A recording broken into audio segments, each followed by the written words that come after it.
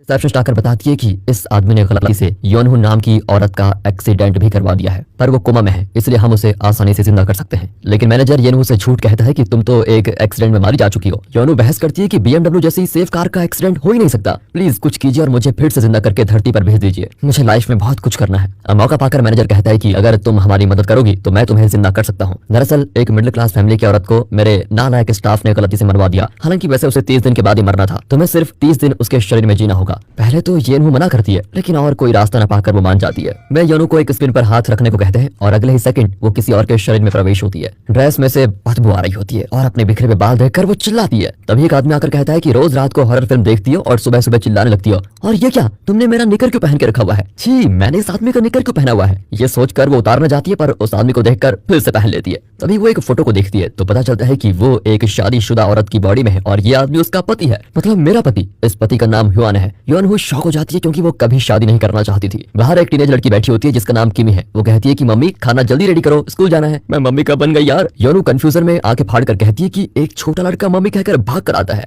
योनहू उससे डरकर पीछे हट जाती है। तभी उसका पति पूछता है कि खाने में क्या बना है हनी? बिहेवियर से तो ये स्वीट हस्बैंड ही लगता है, पर खाना तो बना ही नहीं। कोई बात नहीं है, ये कहकर वो बच्चे का कॉर्नफ्लेक्स मुंह में दबाकर चला जाता है। योनहू बाहर आकर परलोक के मैनेजर को कोसती है कि तुम्हें गेम खेलने के लिए मेरी लाइफ मिली थी क्या? तुम नर्क में जाओगे। तभी छोटू आता है, योनहू को अपनी माँ का पर्स पकड़ाता है। वैसे छोटू का नाम आरी है। योनहू जिस औरत की बॉडी में है उसका नाम कोंसू था और उसकी उम्र 34 साल की थी। उस एरिया की अमीर औरत कंप्लेंट करती है कि तुम्हारे बच्चों ने बिल्डिंग के लिफ्ट में लगे एडवर्टाइजमेंट के पोस्टर को चुरा लिया है, ऐसे लो क्लास लोगों को यहाँ से निकाल देना चाहिए। योनहू अब बिगड़ जाती है कि लो क्लास किसे कहा बे? मेरी क्लास देखोगी तो मुझसे भी भीख मांगोगी भीख। आरी उसे खींचकर बस स्टॉप पे लेके जाता है जहाँ कोंसू की फ्रेंड्स खड़ी होती है। सबके सब योनहू को कोंसू समझकर पूछती है कि कल रात मूवी क्या थी यार, क्या गजब थी। वे कोनू के कंधे पर हाथ डालती है, उसे प्यार से मारती भी है। ये सब कुछ योनहू को बहुत नया और अजीब लगता है क्योंकि वो किसी से मिंगल नहीं होती है, हमेशा खुद को सबसे बेहतर समझती थी। बच्चे स्कूल बस में चले जाते हैं तो सारी औरतें योनहू को जबरदस्ती एक जगह लेके जाती है जहाँ वे पेपर बैग्स फोल्ड करती है। एक कवर के 50 पैसे मिलेंगे और इस बिजनेस को आगे बढ़ाकर हम अमीर बन जाएंगे। योनहू सोचती है कि ऐसे करके अमीर बनने में तो 100 साल लग जाएंगे। फिर वे योनहू को अपने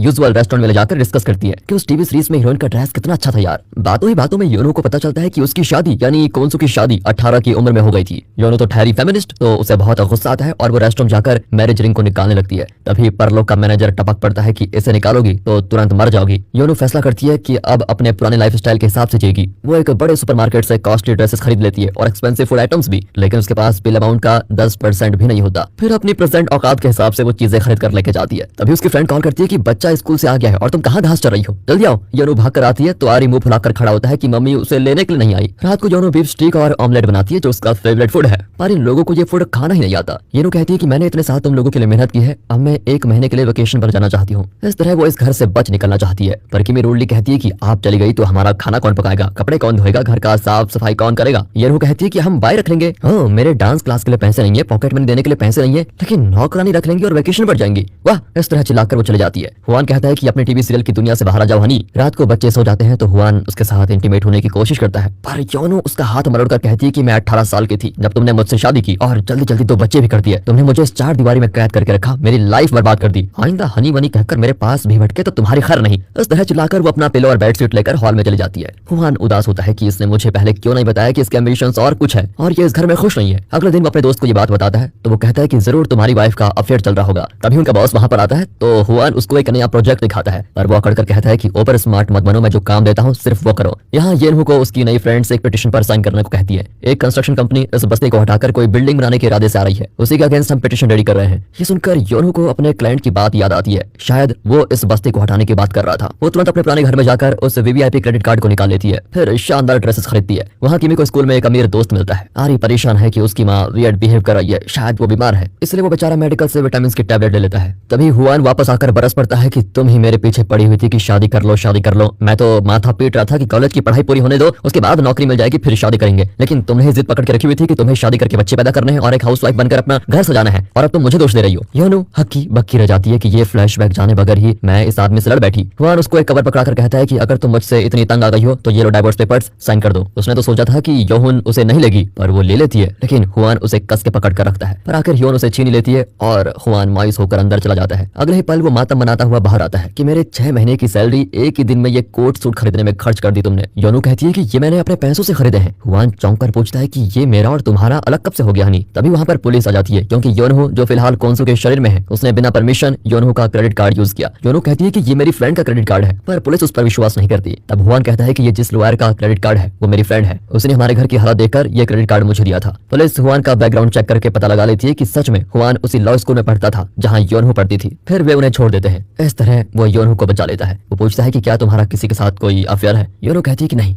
ओके, प्रॉब्लम सॉल्व। ये कहकर वो बड़े प्यार से योनहो के सर पर हाथ फेरता है। उसका ऐसा करना योनहो को एक नई फीलिंग देता है जो उसने पहले कभी एक्सपीरियंस नहीं की थी। तभी यमलोक का मैनेजर उसे फिर से वार्निंग देने जाता है कि तुम अपनी पुरानी लाइफ में खोई रहोगी तो इस औरत की लाइफ कैसे जियोगी। योनहो प्रॉमिस करती है कि अब से मैं एक अच्छी हाउसवाइफ बनकर रहूंगी। वो कॉस्टली ड्रेसेस रिटर्न करना चाहती है, लेकिन हुआन कहता है कि इस ड्रेस में तुम बहुत ही अच्छी लगोगी। अपनी वाइफ के लिए मैं पैसे नहीं दूंगा तो किसे दूंगा? यू डोंट वरी हनी, इनके पैसे मैं चुका दूंगा। योनहो रियलाइज करती है कि वो धीरे धीरे इस आदमी के प्यार तले दब रही है। कुछ भी कहो, ये बहुत ही लविंग हस्बैंड है। वैसे आपका क्या कहना है दोस्तों, कमेंट्स में बता दीजिए। अगर हुआन का कैरेक्टर आपको अच्छा लगा तो वीडियो को लाइक भी कीजिए। अगले दिन से योनहो उस कंपनी का काम भी करने लगती है जो इस बस्ती को हटाकर बिल्डिंग बनाना चाहती है। वो हुआन का कबर्ड खोलती है तो उसमें एक फाइल में चवन्नी अठन्नी का भी हिसाब लिख कर रखा होता है। ये सब योन को बहुत अजीब लगता है क्योंकि वो सिर्फ बड़े बड़े अमाउंट्स का हिसाब रखती थी। जब हुआन लौटता है तो योनहो पेपर्स को बेड के नीचे छिपा देती है। हुआन कहता है कि कल एक ऑफिस में एक पार्टी है, क्या तुम चलोगी मेरे साथ? योनहो मान जाती है। योनहो की ड्रेस और हेयर स्टाइल देखकर हुआन तो दंग रह जाता है और कहता है कि तुम बड़ी खूबसूरत हो, तुम्हें मेरे साथ आने में शर्म तो नहीं आ रही है? योनहो हंस पड़ती है और वे कंपनी हेड से मिलते हैं, पर इससे पहले कि हुआन उन्हें अपने प्रोजेक्ट के बारे में बता सके उसका बॉस उसे टोक देता है। ये देखकर योनहो को गुस्सा आता है और वो डाइनिंग टेबल पर सबके सामने कंपनी हेड को उस प्रोजेक्ट के बारे में बताती है। वो बहुत इंप्रेस होकर प्रोजेक्ट को अप्रूव कर देता है। इस पर हुआन का बॉस चिढ़कर हुआन को डांटता है। योनहो भड़क जाती है कि तुम अपनी पोजीशन बनाए रखने के लिए मेरे पति का प्रमोशन रोकना चाहते हो। तभी बॉस योनहो को कुछ गलत कह देता है। हुआन गुस्से में बॉस को एक पंच मारता है कि मेरी वाइफ के बारे में एक भी शब्द कहा तो मैं मार डालूंगा। योनहो इसे एक मिडिल क्लास हस्बैंड समझ रही थी, पर ये तो अपनी वाइफ के लिए कुछ भी करने को तैयार है। फिर वे एक रेस्टोरेंट में जाते हैं जहाँ हुआन परेशानी में खूब ड्रिंक करता है। वैसे हुआन बहुत ही सहनशील आदमी है, पर कोई उसकी पत्नी को कुछ कहे तो वो चुप नहीं रह सकता। योनहो पूछती है कि तुमने लॉ स्कूल की पढ़ाई अधूरी क्यों छोड़ दी? हुआन हंसता हुआ कहता है कि तुम तो ऐसे पूछ रही हो जैसे सब भूल गई। खैर फिर बता देता हूँ। लाइफ बहुत बेस्वाद चल रही थी, लेकिन फिर एक खूबसूरत लड़की से मेरी शादी हो गई और मेरी लाइफ खुशी से भर गई। फिर हमारी एक प्यारी सी बच्ची हुई, उसकी आंखें बिल्कुल मेरी जैसी थी। तब मैंने डिसाइड किया कि अब मेरे परिवार की खुशी ही मेरी खुशी है। अपने परिवार को कभी भूखा नहीं रखने दूंगा, मैं उन्हें हमेशा खुश रखूंगा। मैं तो अनाथ आश्रम में पला बड़ा हुआ था, इसलिए मैं फैमिली की अहमियत को जानता हूँ। बस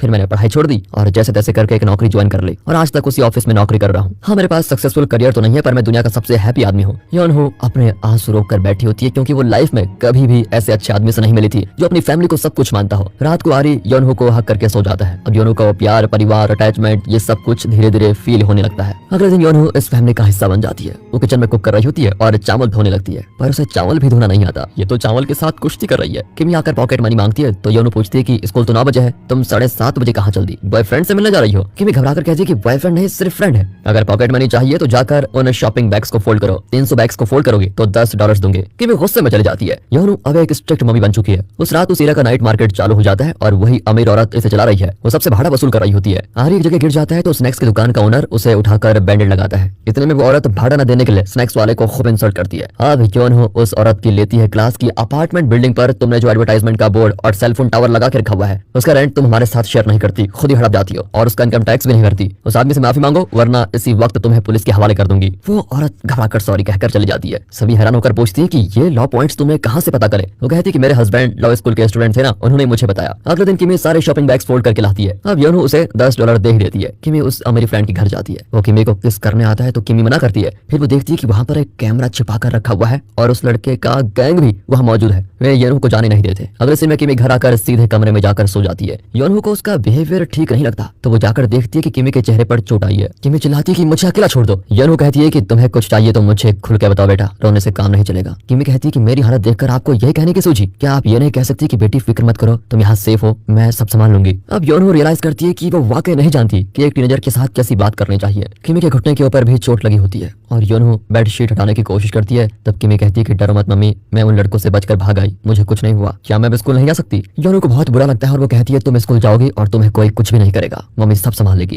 ये कहकर वो किमी को गले लगा लेती है। अगले दिन योनहो और किमी उस अमीर लड़के के पिता और उसके लॉयर से मिलती है। उसका लॉयर बिल्कुल वही कहता है जो फर्स्ट सीन में योनहो ने उस विक्टिम की माँ से कहा था। योनहो को अब उस माँ का दर्द महसूस होता है और वो बहुत रोने लगती है। किमी भी उस विक्टिम की तरह कहती है कि हम केस नहीं करेंगे मम्मी, चलो यहाँ से। पर योनहो उसके आंसू पोंछकर रेस्ट रूम से बाहर आती है और अपने पॉकेट से एक रिकॉर्डर निकालती है जिसमें वो उनकी बातें रिकॉर्ड कर रही होती है। वो कहती है कि मुझे भी कानून पता है और मैं इस लड़के को चैन से नहीं जीने दूंगी। तुम चाहे फौरन जाओ या दूसरी दुनिया में ही क्यों ना जाओ, वहाँ मैं पोस्टर लगवाऊंगी कि तुम बलात्कारी फैमिली को बिलोंग करते हो। बदनामी क्या सिर्फ लड़की की हो सकती है? तुम्हारी भी होगी बेटा, देख लेना। लड़के का बाप घबरा जाता है पर लड़का उठकर किमी को गाली देता है। योनहो उसके बाल पकड़कर कहती है कि मेरी बेटी तुम्हारे घर आई क्योंकि उसे तुम पर विश्वास था, लेकिन तुमने उसके साथ विश्वासघात किया और ऊपर से उसे गाली भी देते हो। सॉरी बोलो। वो रोते हुए सॉरी कहता है, तब जाकर योनहू उसे छोड़ती है। अब किमी अपनी मम्मी के बारे में बहुत प्राउड फील करती है कि वो कितनी हिम्मत वाली औरत है। योनहू भी बहुत इमोशनल हो जाती है, पर अगले सेकंड कहती है कि रोने धोने के बहाने शॉपिंग बैग्स फोल्ड करना मत भूलना, समझी? मम्मी तुम भी ना मूड स्पॉइलर हो। इस हंसी मजाक के साथ किमी अपना दर्द